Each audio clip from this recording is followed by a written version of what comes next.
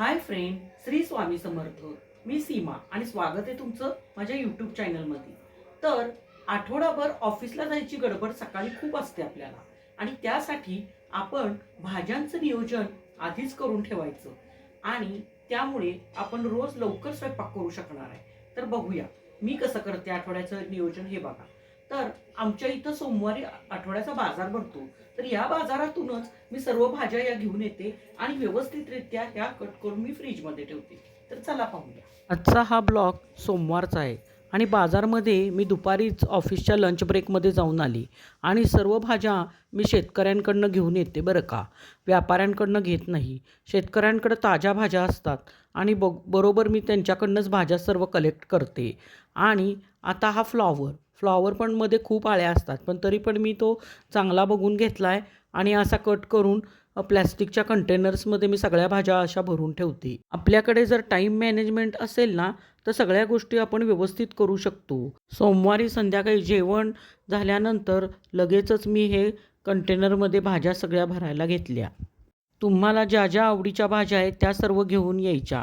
आणि टॅमॅटो तर मला 1 किलो लागतात. सर्व भाजीत मी टॅमॅटो घालते. शिवाय कोशिंबीर वगैरे करतानाही मी टॅमॅटोचा भरपूर वापर करते. आणि ही वांगी बघा देशी आहेत. कशी छान मिळाले. त्याचंसुद्धा मी थोडे थोडे दांडे कट करून मग प्लॅस्टिकच्या कंटेनरमध्ये भरून ठेवलेत. आणि मिरच्या पण मी थोड्याच आणलेत. त्याही अशा प्लॅस्टिकच्या कंटेनरमध्ये व्यवस्थित भरून ठेवलेत. पालेभाज्या पण सगळ्या मी फ्रेश अशा बघून घेतलेत.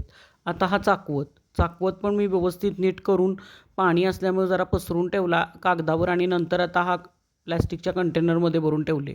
आणि ही कोथिंबीर तर मला खूप आवडते. सर्व भाज्यात सगळ्यात मी कोथिंबीर भरपूर वापर करते आणि कोथिंबीरची मी फक्त पानं न घेता देठासकट ती नीट करून अशी जरा कागदावर सुकवून प्लॅस्टिकच्या कंटेनरमध्ये आठवडाभर पुरेल एवढी मी भरून ठेवते. आणि आता राहिल्या कढीपत्ता पण आणल्यानंतर मी त्याची पानं काढून तो एका कागदावर ओला असल्यामुळे सुकवून नंतर प्लॅस्टिकच्या कंटेनरमध्ये ठेवलेत. आणि ह्या मटारच्या शेंगा मी अर्धा किलो आणलेत, म्हणजे आठवडाभर प्रत्येक भाजीत घातले तरी चालतात. तसेच फ्रूट्स पण आणलेत. अंजीर बघा किती फ्रेश आहेत. आणि सफरचंद, संत्री आणि पेरू असं पण अर्धा अर्धा किलो मी सर्व फ्रूट्स आणलेत. आणि ही मेथी जरा सुकली आहे. आता थोड्या वेळानं ती नीट करून लगेच फ्रीजमध्ये भरून ठेवते. आणि असं मी लागेल तसं आठवड्याचा सगळा भाजीपाला एकदमच आणून ठेवते. आणि ह्याचे फायदे म्हणजे पहिली टीप एक की आपल्याला सारखं सारखं बाजारात जाण्याचा आपला वेळ वाचतो. टिप नंबर 2, आपले पैसेही वाचतात. तर ते कसे, तर एक भाजी समजा आपण संपली आणि बाजारात आणायला गेलो तर त्याच्याबरोबर पण आपलं दुसरीही भाजी घेण्याचा आपला मोह होतो आणि एकाबरोबर आपण 2-3 भाज्या घेऊन येतो. कांदा, बटाटा, लसूण तुम्हाला यामध्ये दिसत नाही आहे, तर तो मी गेल्या सोमवारीच जादाच कांदा 5 किलो, बटाटे 1 किलो आणि लसूण अर्धा किलो असं आणून ठेवते. म्हणजे प्रत्येक सोमवारी काय आणायला लागत नाही. त्या टिकणाऱ्याच वस्तू असतात ना. अशा सर्व भाज्या मी आठवड्याच्या एकदमच आणून त्या व्यवस्थित प्लॅस्टिकच्या कंटेनरमध्ये किंवा प्लॅस्टिकच्या पिशवीत ठेवून देते. त्यामुळे रोज आठवड्यात सकाळी उठलं की मी त्या भाज्या आधी फ्रीजमधनं काढून मिठाच्या पाण्यात टाकते. त्यामुळे त्या नॉर्मलला पण येतात आणि धुतल्याही जातात आणि स्वयंपाकही पटकन होतो माझा. अशा प्रकारे जर तुम्ही नियोजन आठवड्याचं भाज्यांचं केलं तर तुमचं सकाळची कामं पटपट आवरतील व तुम्ही दिवसभर फ्रेश राहाल. आणि मुळातच महिलांना स्वयंपाक करताना पहिल्यांदा जे टेन्शन असतं ते भाजीचंच असतं. त्यामुळे तोच प्रश्न तुमचा मिटेल. आणि एखादी जरी वस्तू भाजीतली नसली तरी आपल्याला चालत नाही.